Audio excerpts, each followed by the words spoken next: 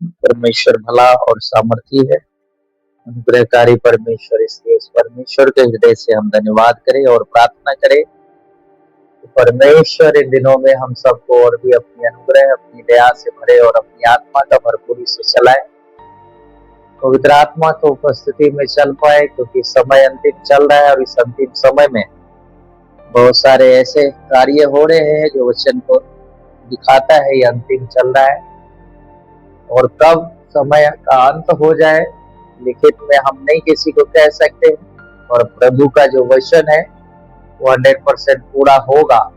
इस बात को कोई भी भूले ना, प्रभु बात को उसे याद दिलाने के लिए बार बार वचन से बात करता है, उसे समझने के लिए प्रभु हमें कृपा करे। और पवित्र आत्मा हम सबके साथ हो, जितने लोग प्रभु के हैं उन सब पे परमेश्वर की सामर्थ्य करे। आमीन। Hallelujah, hallelujah. परमेश्वर का धन्यवाद हो, उसके पवित्र नाम की स्तुति हो। प्रभु भला और सामर्थी परमेश्वर है, इसलिए उस परमेश्वर के भलाइयों के लिए हम हृदय से धन्यवाद दें। और हम अभी देखेंगे प्रभु के वचन से प्रकाशित वाक्य 2 अध्याय में से कुछ बातों को। प्रकाशित वाक्य 2 अध्याय में जब हम देखते हैं तो वहां पर 7 कलीसिया की बात कही गई है। 7 तरह के कलीसिया है, 7 स्वर्गदूत है, 7 कलीसिया के पास जो है 7 स्वर्गदूत अलग अलग संदेश लेके जाते हैं। तो हम उसी विषय को हम आज देखने के लिए हम कोशिश करेंगे। परमेश्वर हमारे बीच में हमें समझ बुद्धि ज्ञान दे, हम सबको चलाए परमेश्वर।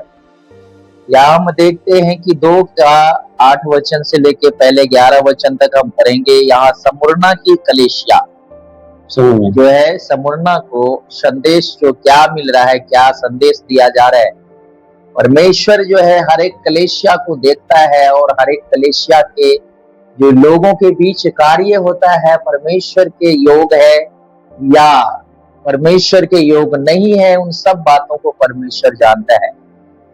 हम जितने भी मनुष्य हैं इस संसार के अंदर, हम सब तकरीबन लोग प्रभु की आराधना करने वाले में से हैं, ऐसा सभी का अपना व्यक्तिगत मानना है और कहना है। लेकिन यहाँ प्रकाशित वाक्य में जब हम एक 7 कलीसिया का जब हम कहानी को हम देखते हैं तो यहाँ पर परमेश्वर सभी कलीसियाओं का जो काम है वो उस कामों को उन्हें जता रहा है। जो कलीसिया है, जो इस दुनिया में बहुत से लोग हैं जो मसीह में विश्वास करते हैं, मसीह को जानते हैं, मसीह को मानते हैं, मसीह पे जीवन विश्वास योग्य जीना पसंद करते हैं, उनको अपनी व्यक्तिगत अपना समझ होता है।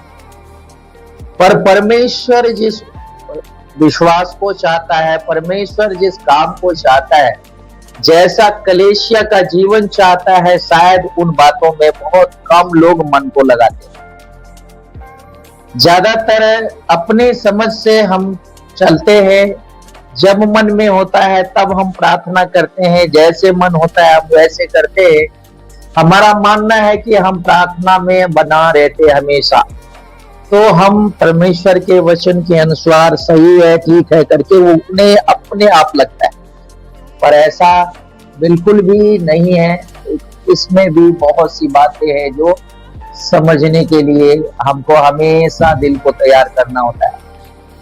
कई बार हम क्या करते हैं सब कुछ ठीक होने के बाद, लेकिन यहाँ बाइबल हमें जो बताती है, कई जगह में हमें इस तरह से बताया गया। अगर हम इसका 2 का 7 से हम देखते हैं तो वहां पर 7 तक में क्या लिखा है, वहां पर ऐसा कहा गया है कि तुम सब बात में ठीक है, तुम सब कुछ सही कर रहा है, लेकिन फिर भी मुझे तुमसे शिकायत है। वो क्या?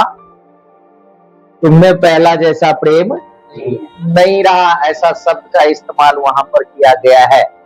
मतलब सब कुछ ठीक है बोलता है, तू पापियों से भी घृणा करता है, तू हमेशा बुराइयों का सामना करता है, हमेशा प्रार्थना में रहता है, हमेशा तुम क्या है मेरी दुहाई देते थकता नहीं है, लेकिन फिर भी तुम्हारे अंदर कमी है। तो कौन सी कमी है? कि तुमने वो प्रेम नहीं है जो तुम पहले प्रेम करते थे।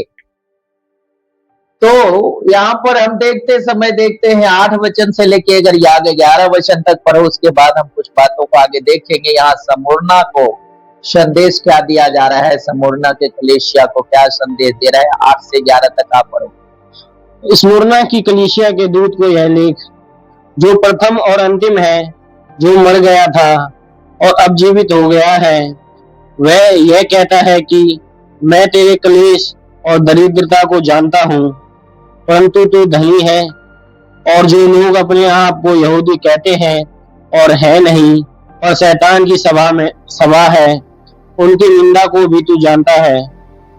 जो दुख तुझको झेलने होंगे उनसे मत डर, क्योंकि देखो शैतान तुम में से कुछ को जेल खाने में डालने पर है, ताकि तुम परखे जाओ, और तुम्हें 10 दिन तक कलेश उठाना होगा।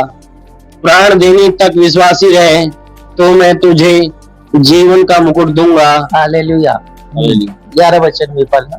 जिसके कान हो वह सुन ले कि आत्मा कलीसियाओं से क्या कहता है। क्या कहता है? जो जय पाए उसको दूसरी मृत्यु से हानि ना पहुंचेगी। हालेलुया। हालेलुया। जो जय पाए उसको दूसरी मृत्यु से हानि ना पहुंचेगी। नहीं पहुंचेगी। दूसरी मृत्यु से हानि नहीं पहुंचेगी। यहाँ दूसरी मृत्यु की जिक्र आई है ना। एक तो वो मृत्यु है जो हर एक व्यक्ति को आएगी।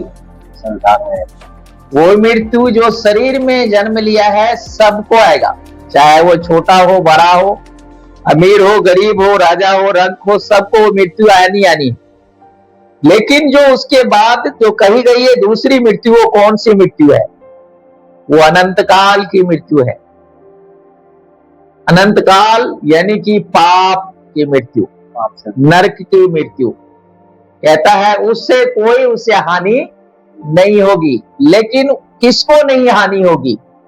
यहां ऊपर हमने कई बातों को देखा है, जिसमें से हमने जो देखा है वो ये बातें हैं कि अंत तक धीरज धरना। और धीरज किस बात में धरना है? कलेशों में भी। बहुतों को यहाँ पे कहा गया है तुम में से बहुतों को जेल खाने में डाला जाएगा। कहां डाला जाएगा? जेल में। जेल के अंदर डाला जाएगा, जेल खानों में डाला जाएगा। तो जेल खाने में जो व्यक्ति जा करके जो विश्वासी है वो तो प्रार्थना विषय देता है कि प्रार्थना करो कि हमारा जो है परिवार क्या हो जाए, जेल में से। अगर जेल में से बाहर वो नहीं आता है तो क्या कहते हैं? परमेश्वर हमारी सुनता नहीं है। लेकिन यहाँ तो परमेश्वर स्वयं कहता है कि जेल खाने में डाले जाओगे। लेकिन जेल खाने में जाने पर भी, कष्ट आने पर भी, परिस्थिति खराब होने पर भी, बीमारी आने पर भी परमेश्वर के साथ उनका रिश्ता कभी बिगड़ना नहीं चाहिए। उनको जो धन्यवाद देना चाहिए वो देने से कभी ये जीव रुकना नहीं चाहिए। उनकी आज्ञा को मानने से कभी भी ये पैर रुकना नहीं चाहिए। संगति करने से कभी भी उनका हृदय दूर होना नहीं चाहिए। जब भी मौका मिलता है उसके साथ बैठकर धन्यवाद देकर उसे बात करने का मौका को खोना नहीं चाहिए। हालेलुया। हालेलुया। यहाँ जो 7 वचन में हम 8 में देखा है, कहता है स्मुरना की कलीसिया के दूत को लिख। कौन से? जो स्मुरना के जो कलीसिया है उसके दूत को लिख। ये दूत कौन है? स्मुरना की कलीसिया को जो चलाने वाला है उसको लिखने के लिए कह रहा है। ये लिखने के लिए कौन कह रहा है? यहां लिखा है जो प्रथम और अंतिम है, जो मर गया था और अब जीवित हो गया है, वह ये कहता है कि मैं तेरे कलेश और दरिद्रता जानता हूं। कलेश को और दरिद्रता को भी जानता है। तुम कितने कष्ट में हो, तुम्हारी किस किस चीज की आवश्यकता है, तुम्हारी दुनिया की जरूरतें पूरी नहीं हो रही है, मैं जानता हूं। हालेलुया। हालेलुया। मैं घर में, आप कहता है तुम घर में कितना परेशान हो, कितनी चिंतित हो, इस बात को लेकर के हमेशा दिमाग जो है तुम्हारा उलझा हुआ है, मैं जानता हूं, मुझे पता है, प्रभु जानता है। Hallelujah, hallelujah. हर एक व्यक्ति को दुख को, हर एक व्यक्ति की परेशानियों को, हर एक व्यक्ति की मुश्किलों को परमेश्वर जानता है। प्रभु का वचन कहता है, मेरा आंख है देखने वाला, मैं देख सकता हूं, मेरे पास कान है, मैं तेरी सुन सकता हूं। हालेलुया, मैं बहरा नहीं हूं, मैं अंधा नहीं हूं, इसलिए मैं तेरे, यहां पर कहता है, दरिद्रता को मैं जानता हूं, परंतु तू धनी है। क्या कहता है? दरिद्र तो जरूर है दिखने में, परंतु तू धनी है। और जो लोग अपने आप को यहूदी कहते हैं और है नहीं, परंतु शैतान की सभा है। अपने आप को क्या कहते हैं? यहूदी कहते हैं। यहूदी का मतलब है उच्च कहते हैं, अच्छा कहते हैं, मैं विश्वासी हूं कहते हैं, मैं प्रभु का सेवक हूं कहते हैं, मैं प्रभु का योग जीवन जीने वाले हूं कहते हैं। यानी अपने आप को एक अच्छा पर दिखावा करते हैं आपके सामने और मेरे सामने। कहता है वो शैतान की सभा है। किसका सभा है? शैतान की। शैतान का। क्यों? क्योंकि वो परमेश्वर के प्रेम को नहीं पहचानता, परमेश्वर जो कहता है उसकी बातों को नहीं मानता, वो सिर्फ वचन को जानता है और वो बहुत सी बातों में परमेश्वर के वचन के अनुसार तो करता है, लेकिन आज्ञा को टाल देता है, अगुओं को अधीन में नहीं रहता, बड़ों का आदर नहीं करता, परमेश्वर के वचन के अनुसार आज्ञाकारिता जीवन नहीं जीता, दिमाग में परमेश्वर का भय नहीं रखता। कहता है मैं उन्हें जानता हूं। Hallelujah, hallelujah. वो किसके सभा है? शैतान के सभा है। शैतान क्या करते हैं? सामने से आपको खुश करने के लिए आपको पीछे से आपके साथ में खड़ा हूं, चलो बढ़ो आगे, हौसला तो देता है, लेकिन जब आप आगे बढ़ जाते हैं शैतान पीछे मुड़ जाता है, आप अकेला पीसना शुरू हो जाते हैं। कहता है वो शैतान का सभा है। शैतानी बातों पे मन को लगाने वाले हैं जो ऐसा है। लेकिन मैं तुम्हें जानता हूं, तू दरिद्र तो है लेकिन तू धनी है। क्यों धनी है? क्योंकि तू हर परिस्थिति में स्थिर है। तुम कलेशों में भी होते हुए भी परमेश्वर के साथ अपना रिश्ता को बना के रखा हुआ है।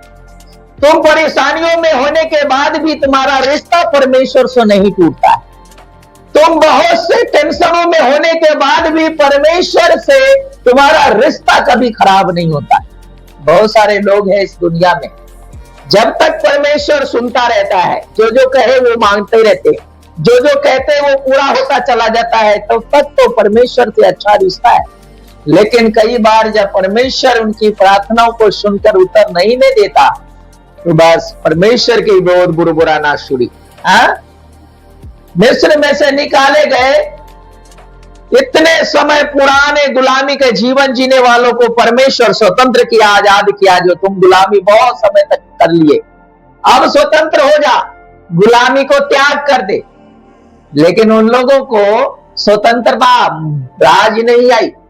वो बार बार उसके अंदर आलस आ जाता था, चिंता संसारिक आ जाता था कि वहां रहने पे मुझे क्या मिलता था? काम मिलता था और मुझे डेली खाने के लिए राशन मिल जाया करता था। लेकिन यहाँ तो हम काम तो कर नहीं रहे, पता नहीं राशन मिलेगा कि नहीं मिलेगा। खाने का टाइम हुआ नहीं, उससे पहले ही चिंता सताने लगती थी, बुड़बुड़ाहट शुरू हो जाती थी कि अरे तू कहां जंगल में भटकाने के लिए लाया, मूसा को बोलता है। वहां पे रहता था तो समय पे हमें रोटी पानी का इंतजाम हो जाया करता था, लेकिन वहां पर तो डेली का काम करने के बाद भी मजदूरी उसे मिलता था, शाम का सुबह का, बस 2 टाइम का।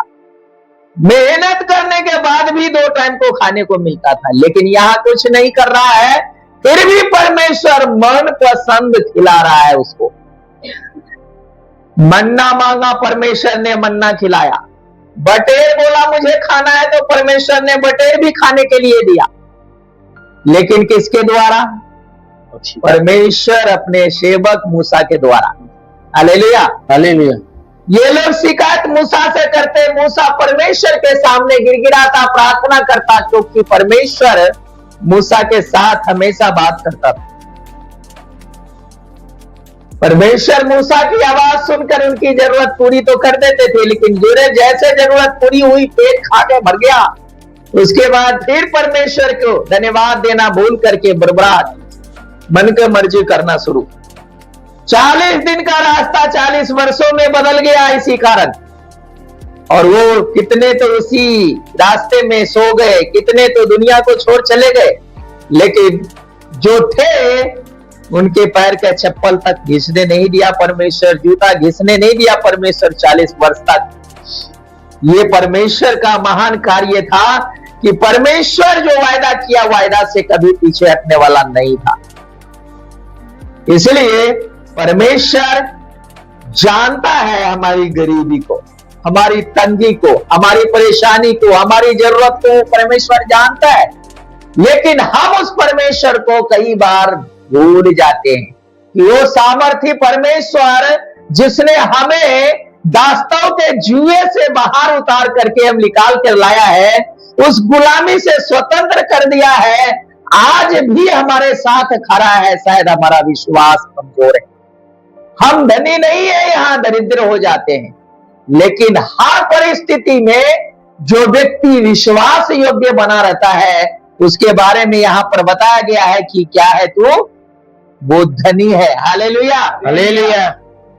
जो व्यक्ति धनी है, क्यों परमेश्वर कहता है, लेकिन जो लोग कहते हैं मैं धनी हूं, मेरे पास सब कुछ है, वो शैतान का सभा है, क्योंकि वो परमेश्वर के योग्य जीवन नहीं जीते।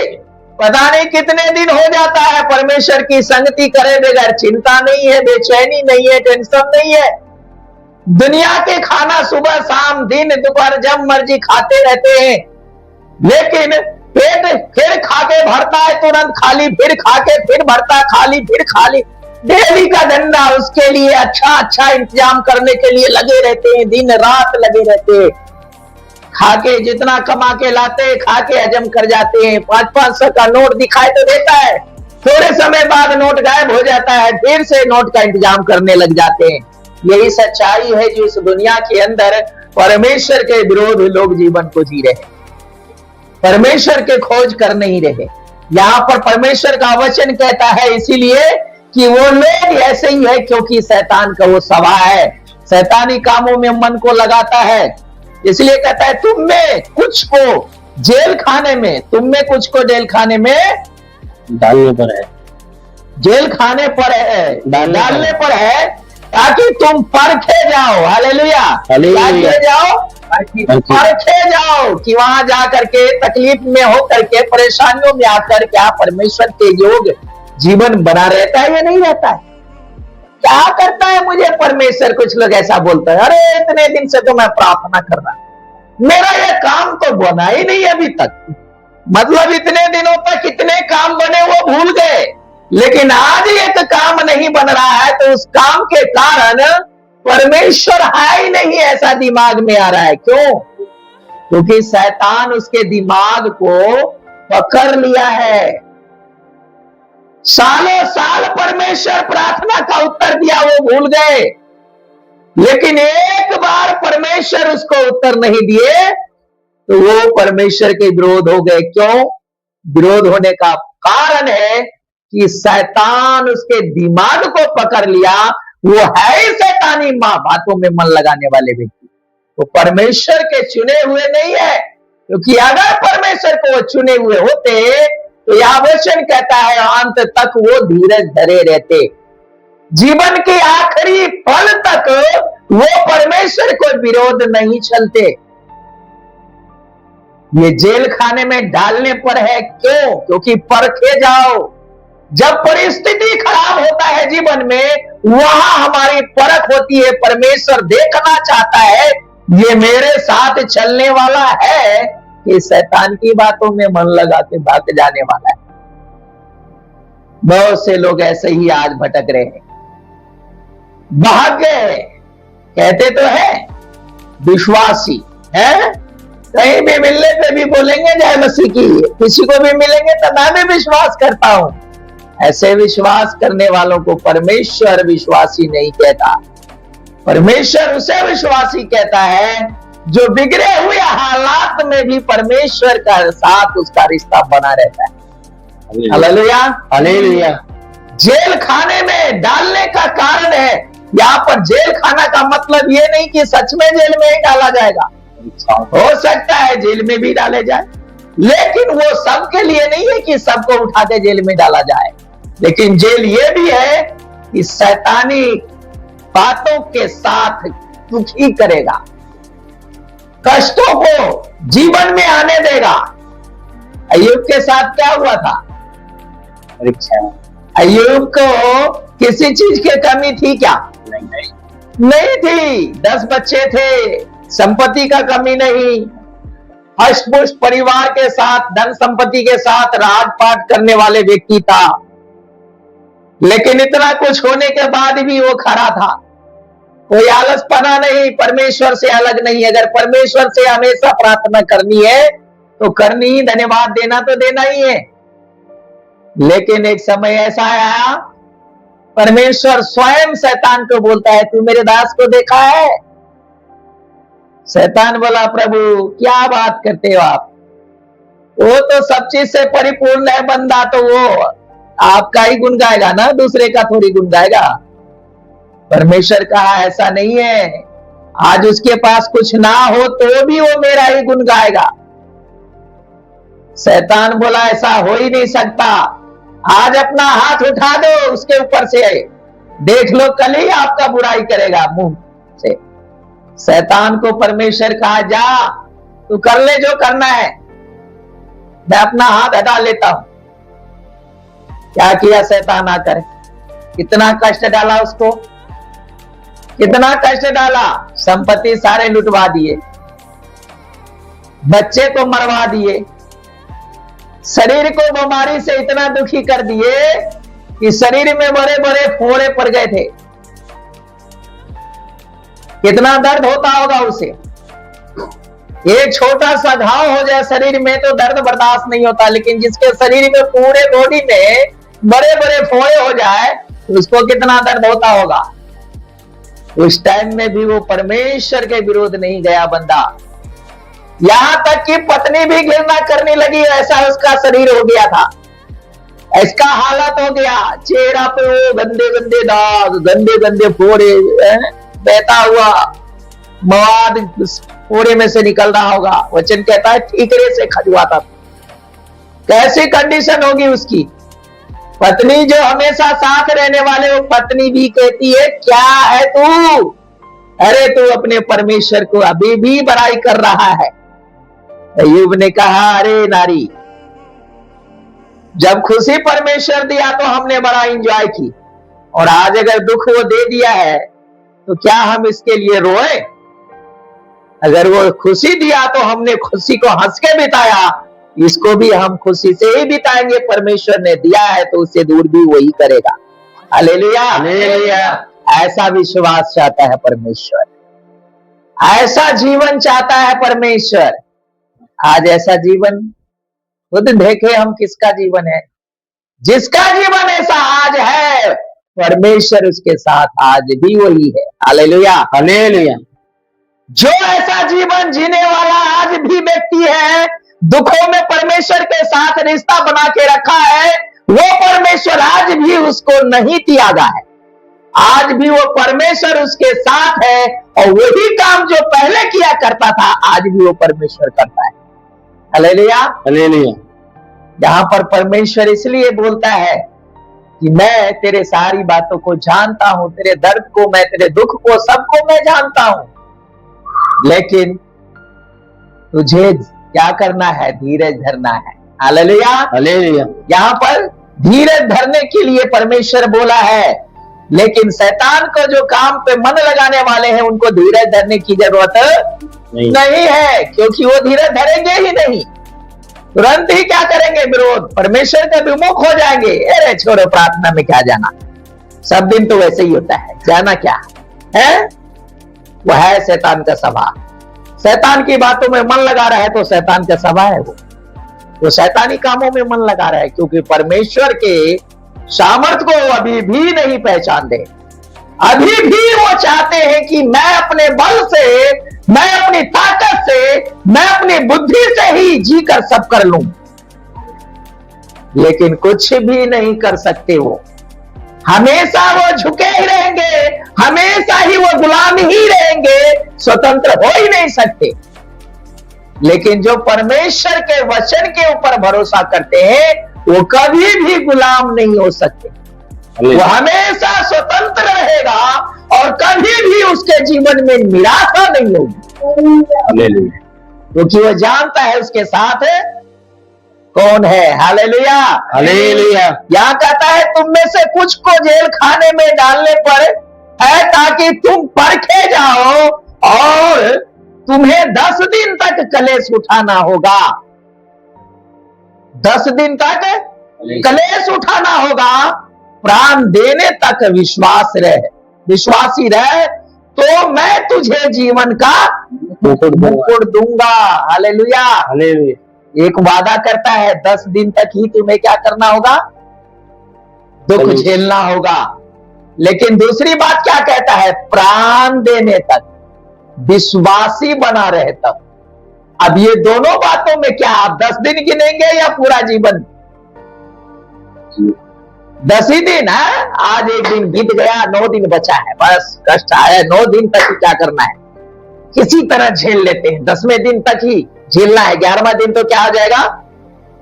लेकिन आपको वचन याद ये भी होना चाहिए कि इसका मतलब 10 दिन का मतलब 10 ही दिन आपके हिसाब से नहीं है।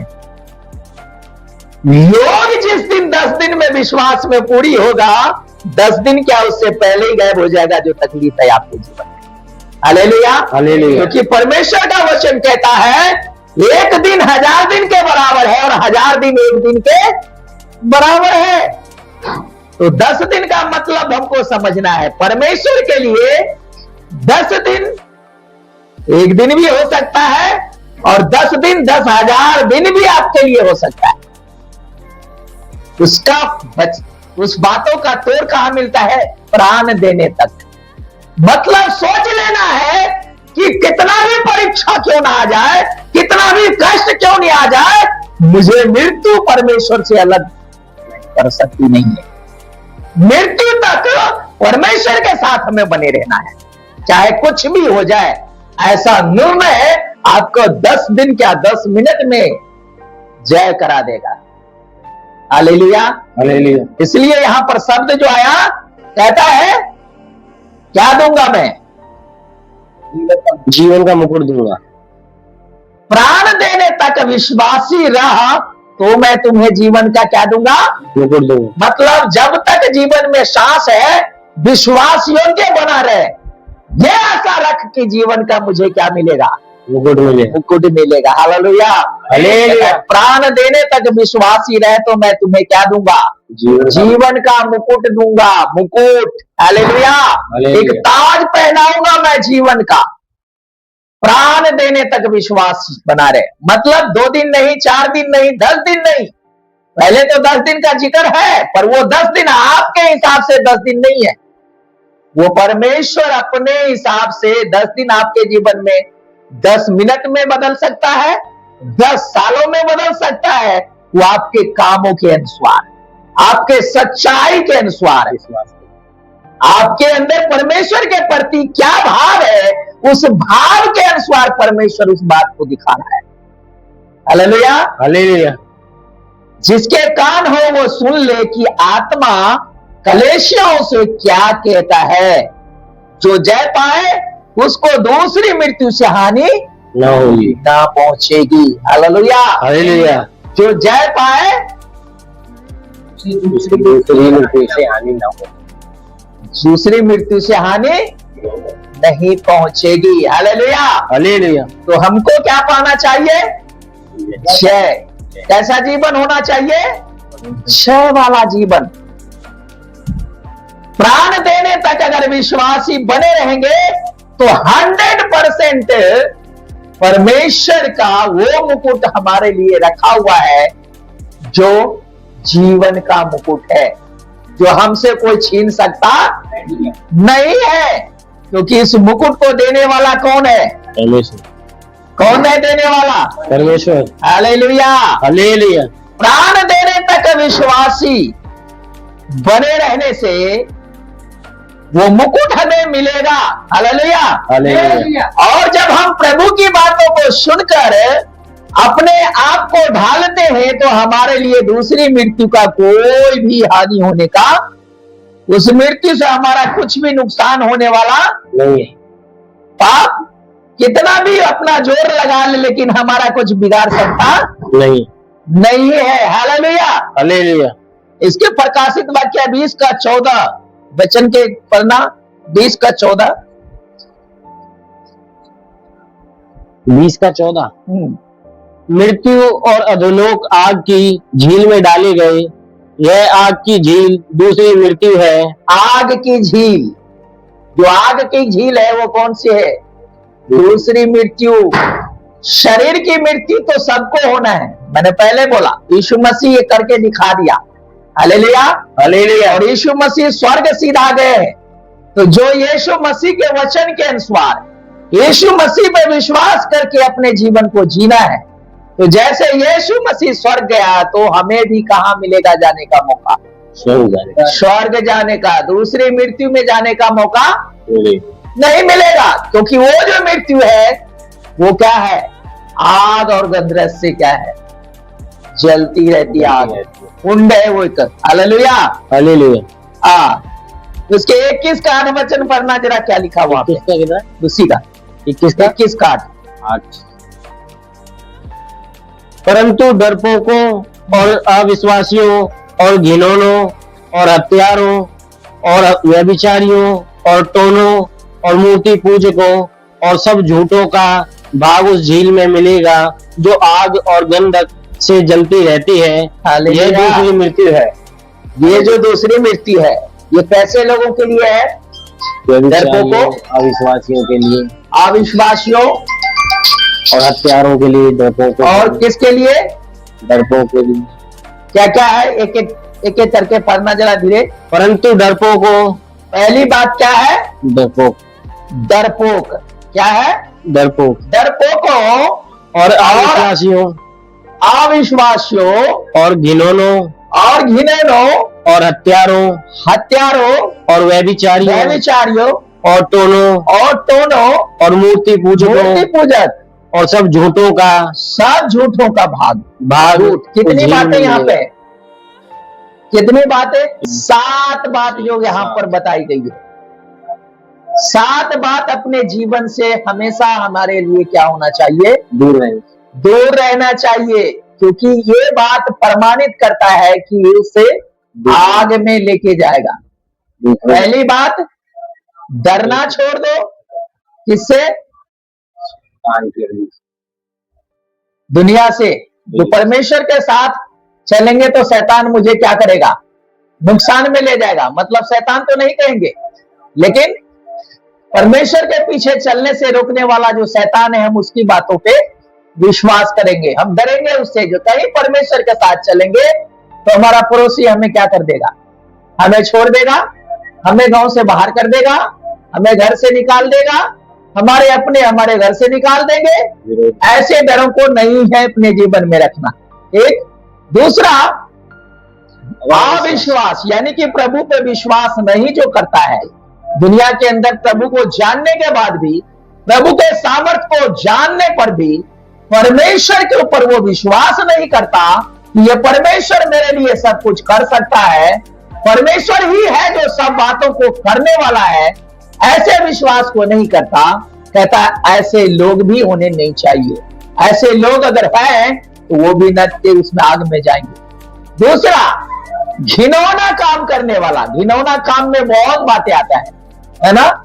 चुगली करना, इधर के उधर करना, जलन रखना, ईर्ष्या रखना, क्रोध करना, विरोध, बहुत सारी बातें जो दिल में पाल के रखना, ये क्या है? घिनौना काम है। जो दिखाने के लिए तो चेहरा पे हंसी है और अंदर से क्या है? खाने वाली है। ये घिनौना कार्य है। ऐसे करने वाले भी परमेश्वर के राज्य में जा सकते नहीं। वो कहां जाएगा?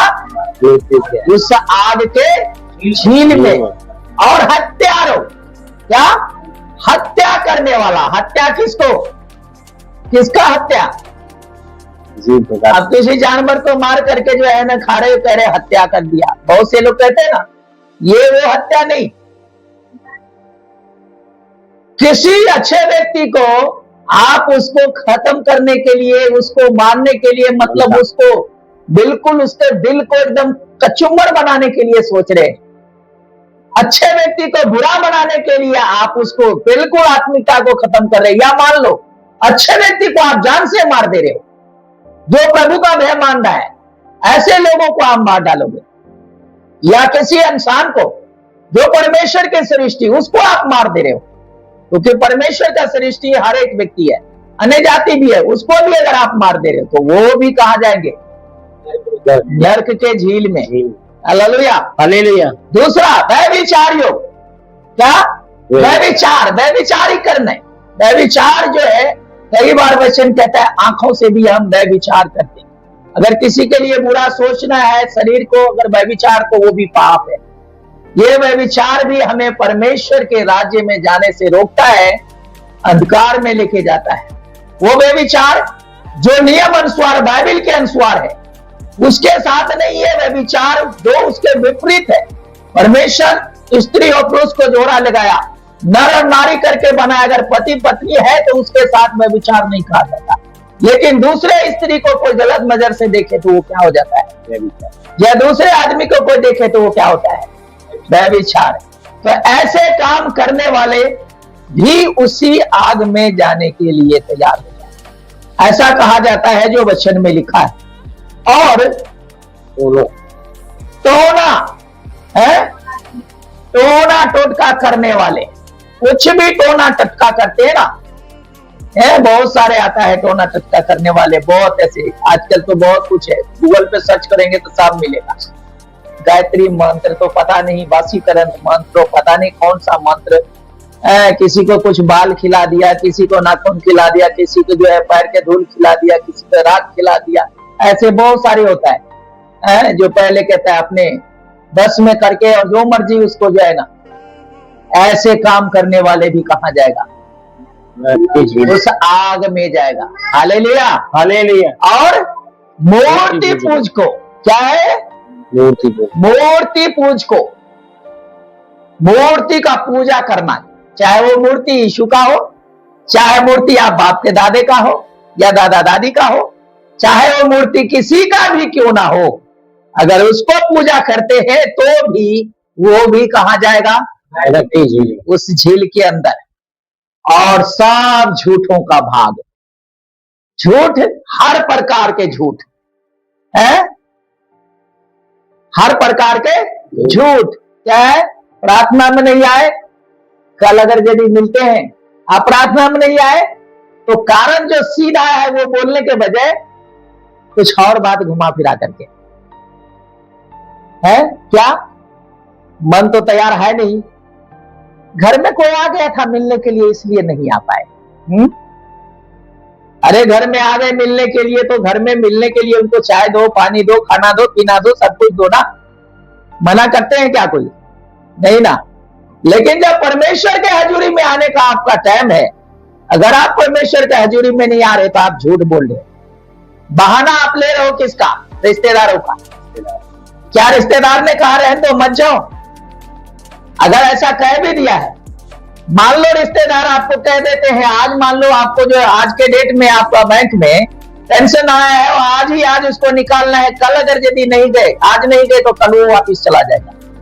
तो रिश्तेदार कहेगा रहने दो आज, कल जाकर निकाल लेना, क्या करेंगे, नहीं मानेंगे, निकालने जाएंगे या नहीं जाएंगे, नहीं नहीं कल मेरा क्या है, कल वापिस चला जाएगा, क्या पता, नहीं नहीं चलो छोड़ देते हैं, रिश्तेदार की बात मान ले, नुकसान है तो होने दो।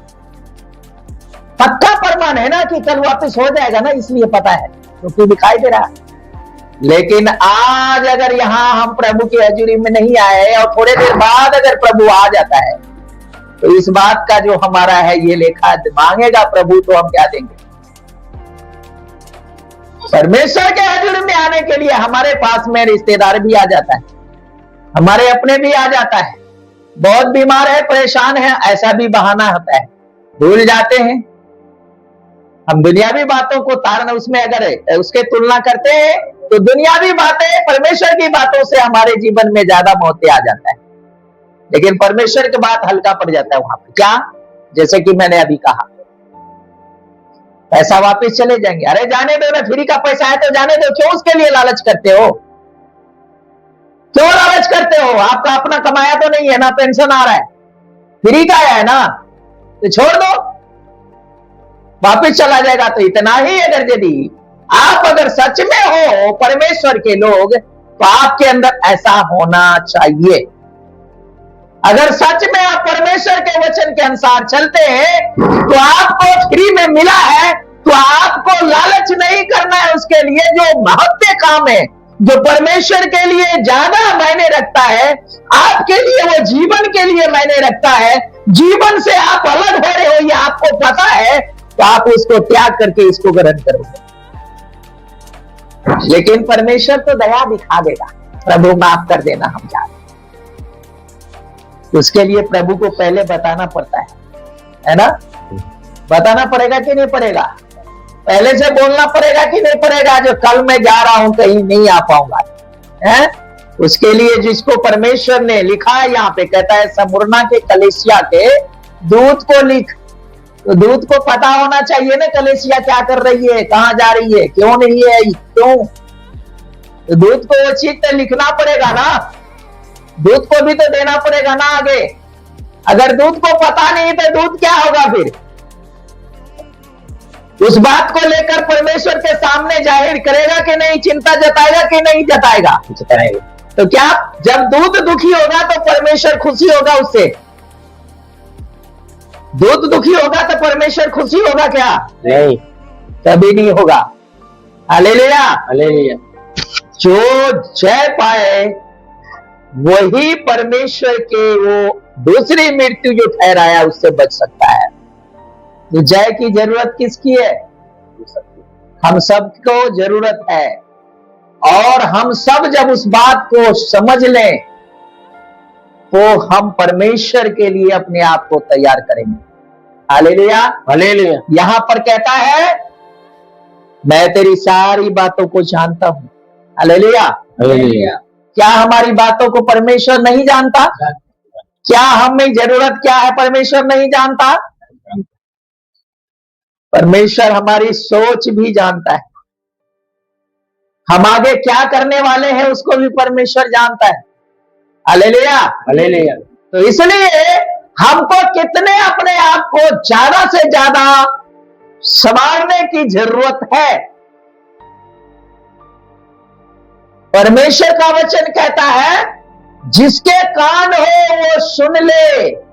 आत्मा कलेशियाओं से क्या कहती है? Hallelujah, hallelujah. कलेशिया सिर्फ एक बात आता है, लेकिन यहां कलेशियाओं कहा गया है। हर एक व्यक्ति कलेशिया है। कलेशिया इंग्लिश में चर्च। तो चर्च क्या है? ये बिल्डिंग नहीं, चर्च कौन है? वचन में क्या कहता है पौलुस? क्या तुम नहीं जानते?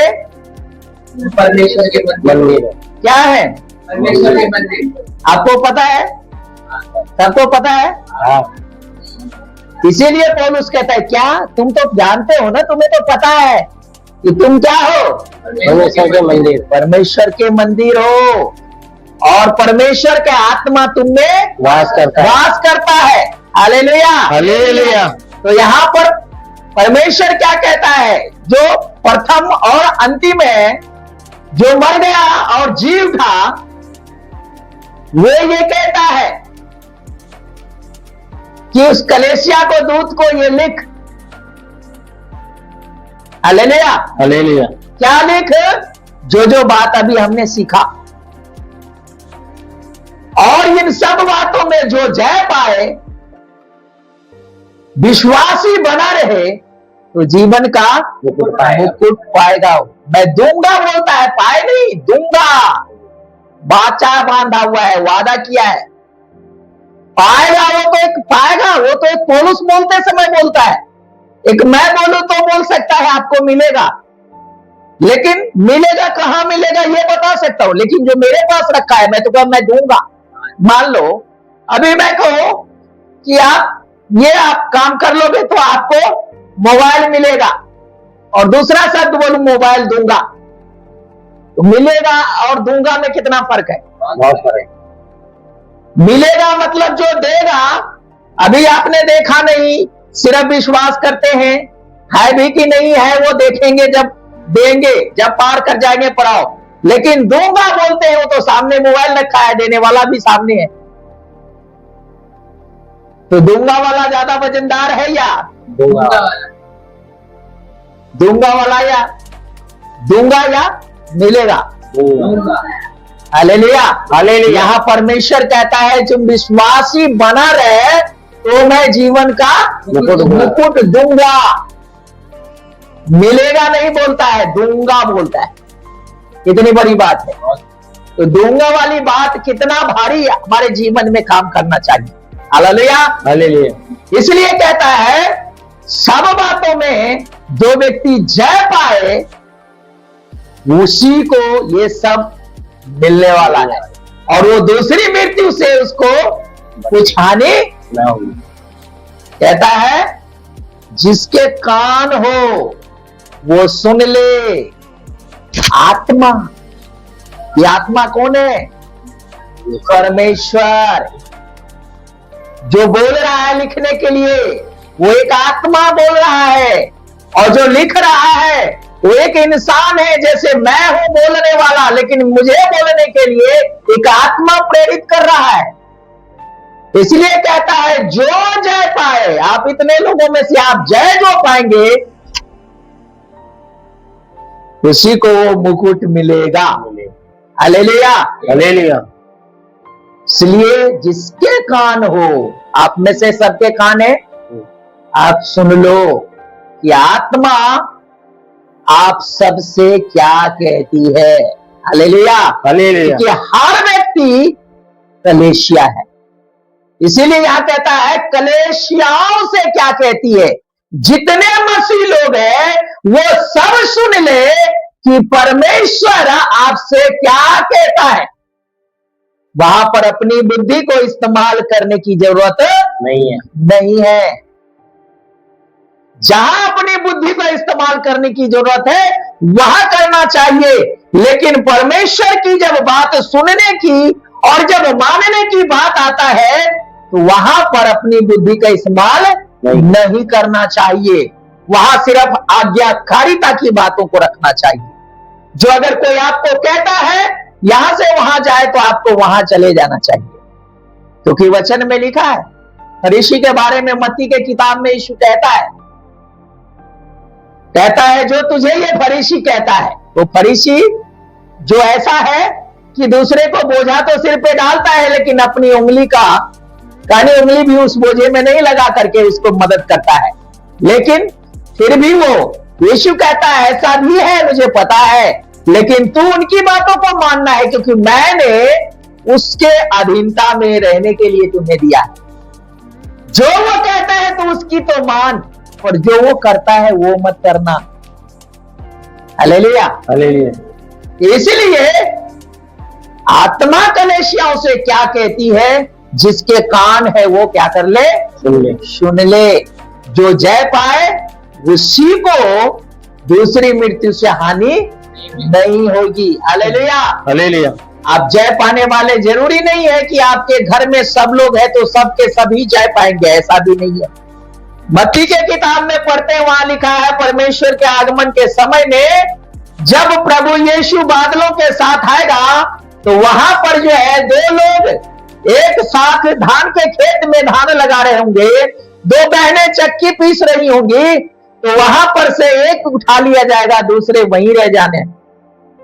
चक्की पीसते हुए एक घूमती हुई जो है ना चक्की को छोड़ करके एक चली जाएंगी, दूसरे वहीं रह जाएंगी। क्यों? क्योंकि जो सुन करके जय पाए हैं वो ले लिए जाएंगे, और जिसने सुना तो है लेकिन अविश्वास है वो उसके लिए तैयार किए गए हैं जो नर्क की झील, जो आग जो जल रही है, शैतान की जो सभा है, वो उनके लिए तैयार हुई है। Hallelujah, hallelujah. तो हमको देखना है कि दूसरी मृत्यु से जय पाना है या अपने आप को इस दुनिया में उलझा करके उस मृत्यु में जाना है। परमेश्वर दबाव नहीं डालता, परमेश्वर किसी को ऊपर दबाव नहीं डालता, परमेश्वर किसी पे नहीं दबाव डालता। रास्ते दोनों दिखा दिया है, ये दो रास्ते हैं। एक रास्ता जो है इस तरफ जाता है जो सीधा स्वर्ग में पहुंचता है, और दूसरा इस तरफ जाता है जो सीधा उस झील में जाके गिरता है। अब आप चलना किस रास्ते पे है, चुनो आप। दोनों रास्ते में आपको जैसा पसंद आ जाए आप खुशी से जाओ, झूमो, नाचो, गाओ, लेकिन कभी भी दिमाग में इसमें नहीं रहे चलो वहां से जाएंगे और वहां पास में जाएंगे तो कूद करके इधर चले जाएंगे। नहीं होने वाला। क्या करो, दोनों तरफ मन है, इधर भी कभी जा रहे कभी इधर जा रहे हैं। बाद में क्या है, चल अभी तो यहां पर बड़ा अच्छा लगता है। सामने जो रास्ता स्वर्ग की तरफ जाता है थोड़ा सा वो सक्करा सा है, लेकिन जो रास्ता नरक की तरफ जाता है वो रास्ता बड़ा चमचमा हुआ है शुरू में। चल कोई बात नहीं, इस रास्ते में चलते चलते देखेंगे, जहां पर खराब दिखेगा कूद करके इस रास्ते में आ जाएंगे। रास्ता दूर तक नजर आ रहा है, लेकिन सफाई तो नजर दूर तक नहीं देखने को मिल रहा है ना। तो कुछ लोग चालाकी क्या करते हैं, चालाकी के साथ जा रहे हैं, मजे लेते हुए उस रास्ते में, और देख लेते हैं कि जब ऐसा कुछ कंडीशन बिगड़ता हुआ तुरंत पलटी मार जाते हैं।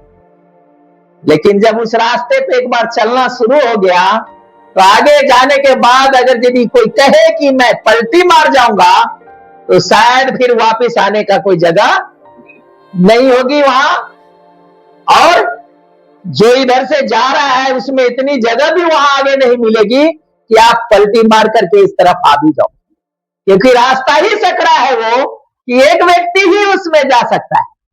अगर दूसरा कोई ऊपर से आने की कोशिश करे तो पहले जो व्यक्ति जा रहा है वो किसी भी कीमत पे अपने से आगे करने वाला है नहीं है।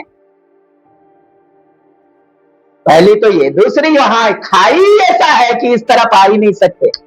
यहां तो नजदीक से खुला है रास्ता ना, आगे जाते जाते जाते जाते वो रास्ता अलग अलग होने लग जाता है, थोड़ी सी गैपिंग हो जाती है, आप छलांग लगा के भी नहीं आ सकते, और कोई बीच में कोई पुल भी नहीं होगा जिस पुल से क्या करो आप, क्योंकि यहीं पर तो दोनों का एक रास्ता एक ही है, समतल कर दिया गया। हालेलुया, एक जैसा है। यहां पर सब अच्छे से एक साथ रहते हैं, गाय भी रहती है, बैल भी रहते हैं ना, शेर भी, बकरी भी, चूहा भी, बिल्ली भी, सब कुछ एक साथ यहाँ है। लेकिन वहां जब रास्ता से चलना शुरू हो जाता है, दो तरह की रास्ता है, आगे जाते जाते जाते सबका अलग अलग, कोई एक साथ नहीं है। तो यहीं पर समझौता होना चाहिए। Hallelujah, hallelujah. इसलिए परमेश्वर का वचन कहता है मैं तेरी सारी बातों को जानता हूं। बहुत सारी बातें इसमें से पढ़ने के लिए अगर आगे हम आज से शुरू करेंगे तो टाइम ही नहीं, खत्म हो गया। इसलिए परमेश्वर का धन्यवाद हो। परमेश्वर के वचन के अनुसार यहाँ आगे में बहुत अच्छी अच्छी बातें हैं इस कलीसिया के बारे में। ये कष्ट में अपने परमेश्वर को नहीं त्याग किया, दुखों का सामना किया है, बहुत से तकलीफों से गुजरा है, लेकिन इनका जीवन प्रभु के प्रति अच्छा रहने के कारण परमेश्वर इसकी बड़ाई भी करता है। Hallelujah, hallelujah. लेकिन इससे ऊपर वाले की बात अगर करो तो उसमें कहता है कि मैं सब कुछ में तो तुझे अच्छा पाया, लेकिन फिर भी मुझे तुझसे शिकायत है। क्या? तुमने मेरे साथ जो पहला प्रेम किया वो प्रेम है नहीं है।